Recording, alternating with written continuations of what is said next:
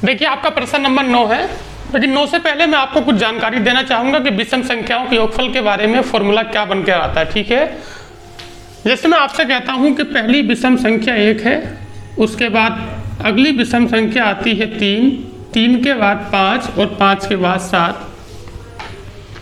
1, 3, 5, 7। वैसे मैंने आपको प्राकृतिक संख्याओं में विषम संख्या निकालना मैंने आपको बता दिया है। ठीक है, अब हम बात करेंगे कि जैसे 1, 3, 5, 7 हमारे पास ये विषम संख्या है। यदि इन संख्याओं की संख्या, हमारे पास इन संख्याओं की संख्या कितनी है, n है। अभी जो हमने एक फॉर्मूला पढ़ा था कि 1 से लेकर n तक की प्राकृतिक संख्याएं, तो वहां पर जो n था वो अंतिम संख्या था, लेकिन यहाँ पर जो n है वो संख्याओं की संख्या है। और विषम प्राकृतिक संख्याओं के योगफल का जो फॉर्मूला बनकर आता है वो n² होता है। जैसे मैं आपसे कहूँगा कि 1, 3, 5 और आपके पास 7, ये कितनी विषम संख्या है। यहाँ पर n का जो मान है वो 4 है। n का मान मतलब यहाँ पर अंतिम संख्या तो 7 है, लेकिन संख्याओं की जो संख्या है वो 4 है। तो इन सभी संख्याओं का जो योगफल होगा वो 4 की पावर 2, मतलब कितना होगा, 16। 7 और 5 12 और 3 15 और 1 कितना होगा, 16। यदि विषम संख्याएं 1 से शुरू हो रही हैं तो जितनी वो संख्या है उसका वर्ग करिए, आपको उन सबका योगफल प्राप्त होगा। जैसे फॉर एग्जाम्पल मैं आपको बताना चाहूँगा, जैसे फॉर एग्जाम्पल मैं आपसे कहना चाहूँगा कि मेरे पास प्रथम 20 विषम संख्याएं हैं, प्रथम 20 विषम संख्याएं हैं, तो n का मान 20 हुआ। प्रथम 20 हम 20 विषम संख्या लेंगे जो शुरू में पढ़ेंगी, तो n का मान 20 हुआ। तो हम लोग यहाँ पर 20 की पावर 2 करेंगे, और 20 की पावर 2 मतलब कितना होगा, 400। इसीलिए आपका अगला सवाल है, जैसे सवाल नंबर आपका 9 है, मैं 8 तक करा चुका था इससे पहले लेक्चर में। प्रश्न नंबर है आपका 9 कि 1 से 20 के बीच, सबसे पहले 1 से 25 के बीच में कहा है। 1 से 25 के बीच में कहा है तो मैं 2 से लेकर 24 तक लूंगा। चाहे सवाल किसी भी तरह का हो, यदि वो सवाल बीच के लिए बोला गया तो पहले उसे तक में कन्वर्ट कर दिए। विषम का है, सम का है, ये बात की चीज है। ठीक है, हमसे कहा है कि 1 से 25 के बीच, तो हम 2 से लेके 24 तक लेंगे। ठीक है, हम 2 से लेके 24 तक लेंगे, लेकिन 2 से लेके 24 तक लेंगे, लेकिन संख्या हमें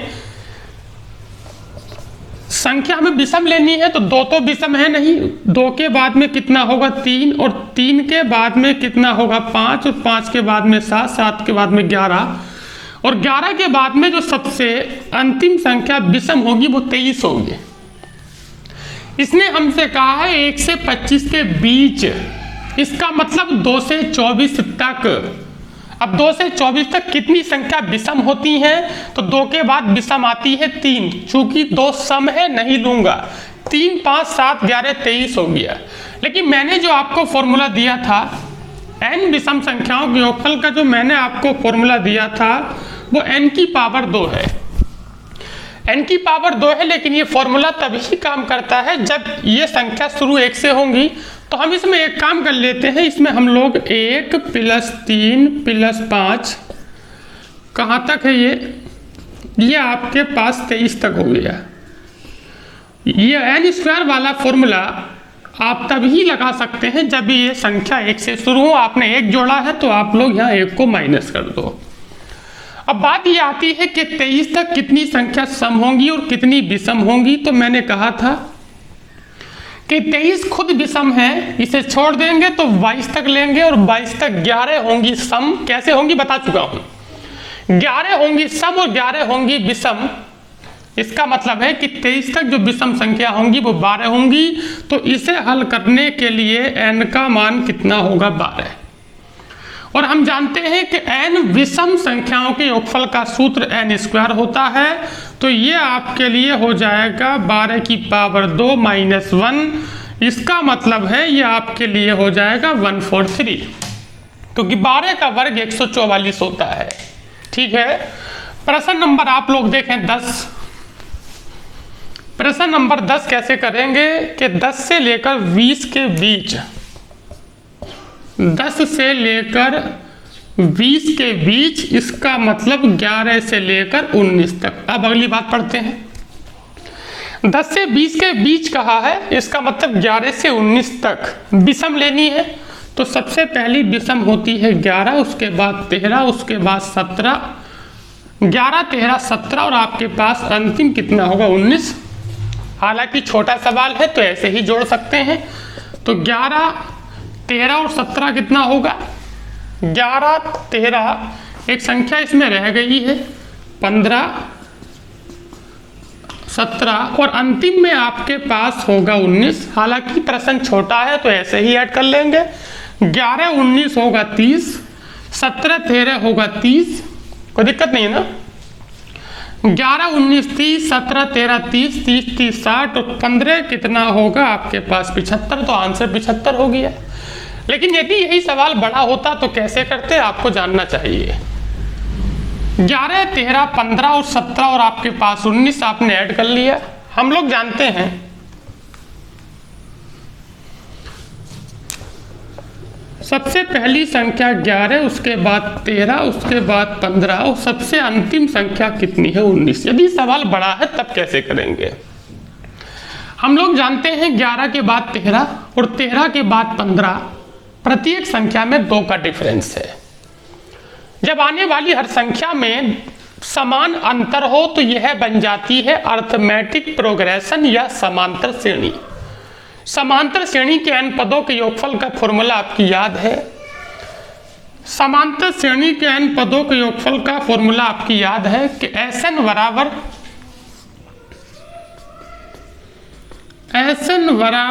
n/2 a प्लस आपके पास l। a मतलब प्रथम पद, तो प्रथम पद का मान तो 11 है और l का मान आपके पास कितना है, l का मान है आपके पास 19। n का मान कैसे निकालेंगे। n का मान अगर आपको निकालना है तो हमें सार्वंतर चाहिए और सार्वंतर का जो मान है वो आपके पास 2 है, क्योंकि हर अगले पद में पिछले के मुकाबले 2 की वृद्धि है। इसका मतलब डिफरेंस होगा 2 का। हम लोग एक कार्य कर लेते हैं, पदों की संख्या निकाल लेते हैं। तो पदों की संख्या निकालने का समांतर श्रेणी का जो फॉर्मूला आपने कभी पढ़ा था कि Tn बराबर a plus n-1 into D, तो उसी को मॉडिफाई कर रहे हैं कि n बराबर हो जाएगा अंतिम माइनस पहला अपॉन d प्लस कितना होगा 1। अंतिम कितना है हमारे पास 19 और सबसे पहला पद है 11, तो 19 माइनस 11 प्लस होगा 1, अर्थात n का मान आपके पास होगा 5। यहाँ पर हम लोग एक कार्य करते हैं, n का मान 5 लगाते हैं तो 5/2। यहाँ पर लगेगा a प्लस l, मतलब दोनों को जोड़ दो तो इन दोनों का योगफल 30 हुआ। यहाँ पर हम लोग 30 लगा देंगे, 2 से काटेंगे 15 बार और 15 पंजे कितना होगा 75। यदि यह प्रश्न बड़ा है तो ऐसे होगा, छोटा है तो आप ओरली भी इसे ऐड कर सकते हैं। इसमें कोई ऐसी प्रॉब्लम क्रिएट करने वाली बात नहीं है। अगला प्रश्न आप देखिए, प्रश्न नंबर है 11। प्रश्न नंबर 11 में कहा है कि प्रथम 40 विषम संख्याओं का योगफल, मतलब पहली संख्या 1, फिर होगी 3, फिर होगी 5, फिर होगी 7, ये ऐसे ही विषम संख्या और नंबर चलते रहेंगे। कह रहे कि इन संख्याओं की संख्या आपके पास 40 है और हम लोग जानते हैं कि विषम संख्याओं के योगफल का एक फॉर्मूला आता है। विषम संख्याओं के योगफल का फॉर्मूला n² आता है और n का मान आपके पास 40 है। 40 की पावर 2 मतलब कितना होगा 1600। हम 40 का वर्ग करेंगे तो 1600 आपका उत्तर हो गया। प्रश्न नंबर आप लोग देखें 12। प्रश्न नंबर 12 है कि प्रथम 50 विषम संख्याओं का योग ज्ञात करें। प्रथम 50 विषम संख्याओं का योग ज्ञात करें। फिर वही सवाल है कि 1 के बाद 3 और 3 के बाद 5 और आपके पास 7। इस बार संख्या 40 नहीं, इस बार संख्या 50 है तो n का मान 50 हुआ। हम लोग जानते हैं कि n विषम संख्याओं के योगफल का फॉर्मूला n² होता है एन स्क्वायर को हम लोग एन गुणा एन भी लिख सकते हैं। एन गुणा एन भी हम लोग इसे लिख सकते हैं।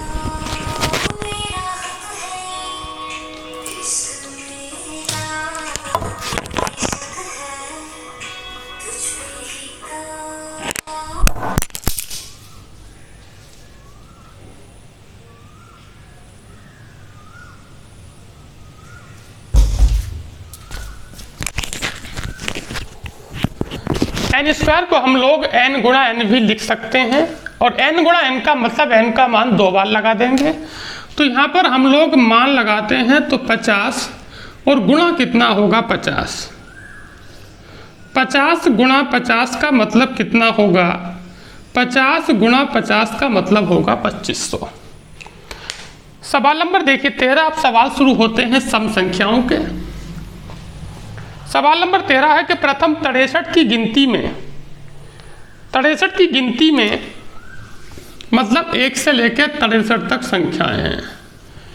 1 से लेकर 63 तक संख्याएं हैं। प्रथम 63 की गिनती में कितनी संख्या सम होंगी, मैं आपको 2 तरीके बताता हूं। पहली बात तो 63 संख्या सम नहीं है, तो हम यहाँ से कहाँ तक लेंगे, हम लोग 62 तक और 63 को हम लोग अलग कर देंगे। या मैं ये भी आपसे कह सकता हूं कि संख्या सम और विषम निकालने का एक ही तरीका है। प्राकृतिक संख्याओं के अंदर 2 संख्या होती हैं, आधी संख्या सम होती है तो आधी संख्या विषम होती है। मतलब जितनी संख्या मेरे पास दी है मुझे उसका आधा करना है। तो 1 से 63 तक कितनी संख्या सम है, तो मैं 63 का आधा नहीं कर सकता, मैं पहले 1 से लेकर 62 तक लेता हूं, 63 को अलग कर देता हूं। मैं 62 का आधा करूंगा तो हम लोग जानते हैं कि हमारे पास 62 का आधा होगा 31। जिस संख्या का आधा कर सकते हैं वहां तक रोकिए और बाकी संख्या को अलग करिए। 62 का आधा हमारे पास 31 है, तो इसका मतलब है कि 31 संख्या हमारे पास सम होंगी। लेकिन जो संख्या हमने छोड़ी थी क्या वो सम है? 63 सम नहीं है, तो इसे हटा देंगे तो हमारे पास 31 संख्या सम हो गई। प्रश्न नंबर 14 है कि 1 से 28 तक की सभी सम संख्याएं। 1 से 28 तक की सभी सम संख्याएं हम लोग जानते हैं कि ये प्राकृतिक संख्या दी हैं। इनमें 2 तरह की संख्याएं देखी जाती हैं, सम संख्याएं और विषम संख्याएं। दोनों आधी आधी होती हैं, तो मैं 28 का तो आधा कर सकता हूं, तो मुझे कोई भी संख्या बाहर निकालने की जरूरत नहीं है। 28 का आधा कितना होगा 14। आधा कर सकते हैं तो आधा करिए, नहीं कर सकते हैं तो उस संख्या को अलग निकालिए। ठीक है, 28 का आधा 14 करेंगे तो हमारे पास जो सम संख्या होंगी वो 14 होंगी। ये आपका उत्तर हो गया। एक तरीका इसका और भी आता है, इसे कैसे करेंगे वो आप देखें। हम जानते हैं कि इसने हमसे 1 से 28 तक कहा है, तो सबसे छोटी सम संख्या होती है 2, उसके बाद 4, उसके बाद 6, 2 के बाद 4, 4 के बाद 6 और 6 के बाद होगा 8 और सबसे अंतिम में कितना होगा हमारे पास 28। तो सवाल कायदे में ये बना कि 2 से 28 तक कितने पद हैं। आपको समझ में आ रही बात कि 2 से 28 तक कितने टर्म हैं या कितने पद हैं। 2, 4 प्राकृतिक संख्याओं में, विषम संख्याओं में और सम संख्याओं में, और किसी एक निश्चित संख्या के गुणज में हमेशा समांतर श्रेणी बनती है। तो यहाँ पर भी समांतर श्रेणी बन रही है। समांतर श्रेणी का प्रथम पद होता है a और a का मान है हमारे पास 2। अंतिम पद को l कहते हैं और l का मान हमारे पास 28 है। सम संख्याओं का जो हमेशा सारवंतर होता है वो 2 होता है। तो पदों की संख्या जो n बराबर होगा, समांतर श्रेणी में कितने पद होते हैं वो आपके पास होगा l-1/d प्लस होगा 1। 28 में से 2 कम करेंगे तो बचेगा 26। 26 को 2 से भाग लगाइए और प्लस होगा 1। इसका मतलब है कि आपके प्रश्न का उत्तर होगा 14। आप समांतर श्रेणी की सहायता से ऐसे भी कर सकते हैं। इस तरीके को बताने की मेरी वजह यह रही है क्योंकि वो कल आपसे ये भी कह सकता है कि 14 से लेकर 100 तक, 14 से लेकर 100 तक कितनी संख्या सम होंगी, तो फिर आपको इस तरीके का प्रयोग करना होगा। ठीक है, 14 से लेकर 100 तक। अगला प्रश्न आप देखिए, प्रथम 25 सम संख्याओं का योग क्या होगा? सबसे पहले संख्या 2 होती है, उसके बाद 4, उसके बाद 6। ये प्रश्न नंबर आपका 15 है। प्रथम 25 सम संख्याओं का योग ज्ञात करें। 2, 4, 6 और आपके पास 8, इस तरह से सम संख्या चलती हैं। यदि इन संख्याओं की संख्या आपके पास n है तो n प्राकृतिक सम संख्याओं के योगफल का जो फॉर्मूला है वो n × n+1 है।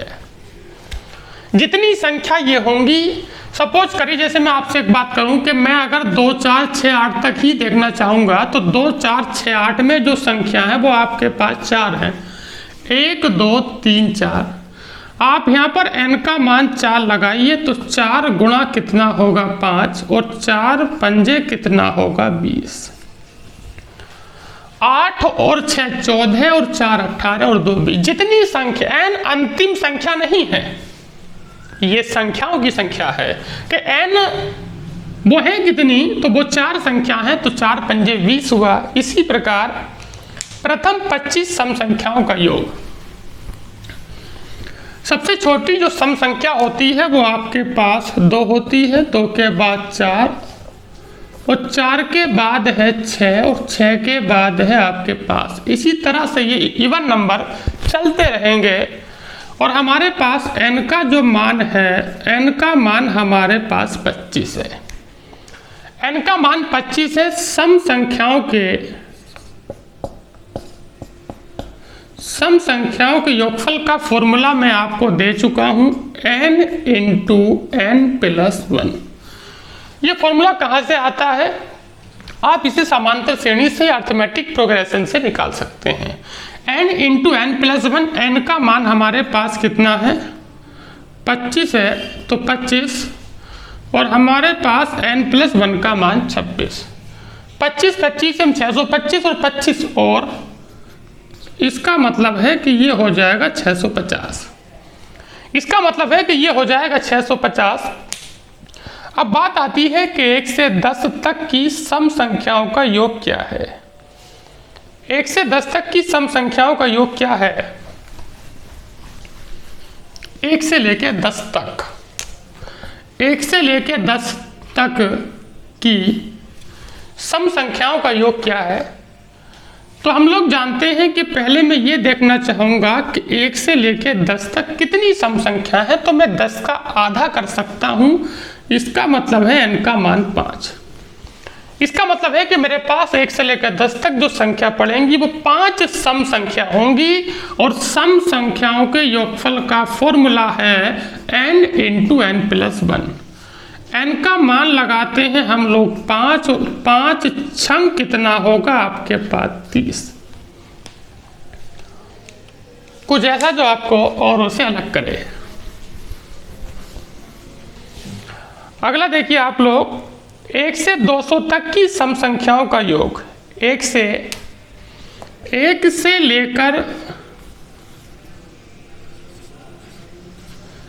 लेकर 200 तक की सम संख्याओं का योग। 200 का आधा हो सकता है तो यहाँ से सम और विषम संख्याओं का संख्या निकाल सकते हैं। 200 का आधा करेगा 100 होगा तो इसका मतलब n का मान 100। प्रश्न में कहा जाता है कि 1 से लेकर 200 तक की सम संख्याओं का योग। तो 1 से लेकर 200 तक 100 संख्या सम होंगी और सम संख्याओं के योगफल का फॉर्मूला है n × n+1। n × n+1 का मतलब ये है कि 100 और गुणा कितना होगा 101, मतलब 101 के आगे 00। ठीक। अगला है कि 2, 4, 6, 8, 10 और आपके पास फिर कितना है 100। 2, 4, 6, 8, 2, 4, 6, 8, 2, 4, 6, ये प्रश्न नंबर 18 है। 2, 4, 6, 8 और प्लस है आपके पास 100। इस सवाल का सीधा मतलब ये है कि 2 से लेकर 100 तक कितनी सम संख्या होंगी? तो 100 का आधा हम लोग कर सकते हैं, 100 का आधा होगा 50, अर्थात 50 सम संख्या होंगी। सम संख्याओं के योगफल का फॉर्मूला है n इंटू n प्लस 1, मतलब 50 गुणा 51। 2 से लेकर 100 तक, या मैं कहूं आपसे 100 तक, तो आधी सम होंगी ना, आधी मतलब 50 हुआ, अर्थात n का मान 50 लगा रहे हैं, तो 5 ही का ना 5 और 5 पंजे 25, तो उत्तर हो जाएगा 2550। अच्छा, फिर वही सवाल है कि 2 4 6 8 10, 2 4 6 8, सबसे लास्ट में लिखा है आपके पास 2n, सबसे लास्ट में लिखा है 2n, 2 4 6 8 10, सबसे लास्ट में लिखा है 2n। ये सारी संख्या आपके पास सम है, ये सारी संख्या आपके पास सम है। तो देखो हम ऐसे भी कह सकते हैं कि प्रत्येक संख्या में 2 कॉमन है, प्रत्येक संख्या में से 2 कॉमन लूंगा तो 2 ही का ना 2, 2 दूनी 4, 2 तिया 6 और 2 चौक 8, और यहाँ पर आपके पास बनेगा n। अभी एक अन्य तरीका भी मैं आपको दूंगा। अभी मैं सवाल को सम में था, ये सम संख्या लिखी थी, मैंने सम संख्याओं का प्राकृतिक बनाकर सवाल करने की कोशिश की है। मैं 2 कॉमन ले रहा हूं, मैंने 2 कॉमन ले लिया। अब आप देख रहे हैं एक के बाद 2, मतलब संख्या एक सीक्वेंस में है, संख्या लगातार है। जो संख्या लगातार होती हैं वो प्राकृतिक संख्याएं होती हैं, अर्थात 1 से लेकर n तक की प्राकृतिक संख्याओं का योगफल का फॉर्मूला है n into n plus 1, y होगा 2, आप 2 से 2 काट देंगे और ये आपके पास होगा n इंटू n प्लस 1। हम ये भी कह सकते हैं कि यहाँ पर सम संख्याओं के योगफल के फॉर्मूले को प्रूव किया गया है। कि कभी एग्जाम में अगर ये सवाल आता है तो आपको ऐसे नहीं करना, आपको कैसे करना है आप समझिए। जो संख्याएं 2 के मल्टीपल में होती हैं वो सारी संख्याएं सम होती हैं, और सम संख्याओं का योग n पदों तक हमसे कहा है। 2n का मतलब विषम को इंगित कर रहा है, अर्थात कहने का मतलब ये है कि मुझे n सम संख्याओं का योगफल चाहिए, तो n इंटू n प्लस 1। इसके बाद अगले लेक्चर में हम लोग देखते हैं